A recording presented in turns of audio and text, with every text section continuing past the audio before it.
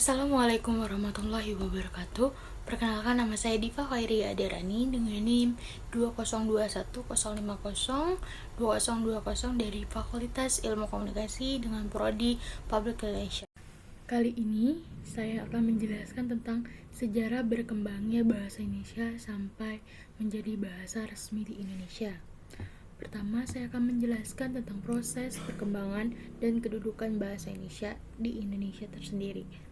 Awal penciptaan bahasa Indonesia sebagai jati diri bangsa bermula dari Sumpah Pemuda pada tanggal 28 Oktober 1928. Diumumkanlah penggunaan bahasa Indonesia sebagai bahasa untuk negara pasca kemerdekaan Indonesia.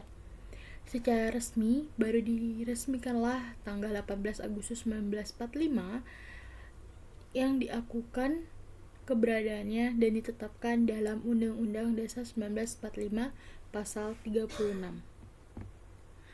Bahasa Indonesia adalah bahasa resmi Republik Indonesia sebagaimana disebutkan dalam Undang-Undang Dasar RI pada tahun 1945 Pasal 36 yang berbunyi bahasa negara adalah bahasa Indonesia.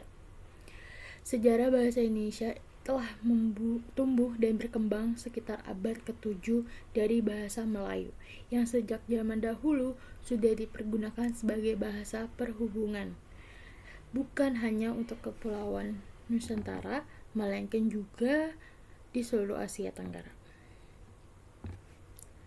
Yang kedua, saya akan menjelaskan tentang peran dan fungsi bahasa Indonesia. Yang pertama, saya akan menjelaskan tentang peran bahasa Indonesia. Dibagi menjadi dua, yaitu peran bahasa Indonesia antar nasional dan peran bahasa Indonesia sebagai bahasa negara adapun fungsinya. Yang pertama, saya akan menjelaskan peran bahasa Indonesia antar nasional. Ada 4 bagian, yaitu lambang kebangsaan nasional, lambang identitas nasional, alat pemersatu berbagai suku bangsa, alat perhubungan antar budaya dan daerah. Yang kedua, peran bahasa Indonesia sebagai bahasa negara. Fungsinya ada 4, yaitu bahasa resmi kenegaraan, bahasa pengantaran dalam dunia pendidikan, bahasa resmi untuk kepentingan perencanaan dan pelaksanaan pembangunan nasional, serta kepentingan pemerintah. Yang terakhir, alat pengembangan kebudayaan, ilmu pengetahuan, dan teknologi. Dan saya akan menjelaskan juga fungsi dari bahasa Indonesia dibagi menjadi 2 juga, yaitu fungsi bahasa secara umum dan fungsi bahasa secara khusus. Fungsi bahasa secara umum dibagi menjadi 4 juga, sebagai alat untuk mengungkapkan perasaan, sebagai alat komunikasi, sebagai alat berinteraksi dan beradaptasi sosial, dan sebagai alat kontrol sosial.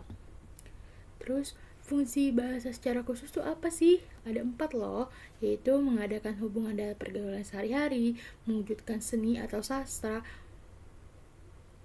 mengembangkan bahasa kuno, dan mengeksploitasi iptek. Dan contoh-contoh bahasa dalam negara kita adalah dari Sumatera, Pulau Jawa, Pulau Kalimantan, Sulawesi, dan Papua.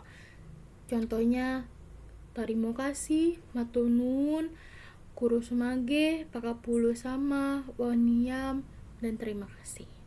Sekian video pembelajaran kali ini. Wassalamualaikum warahmatullahi wabarakatuh.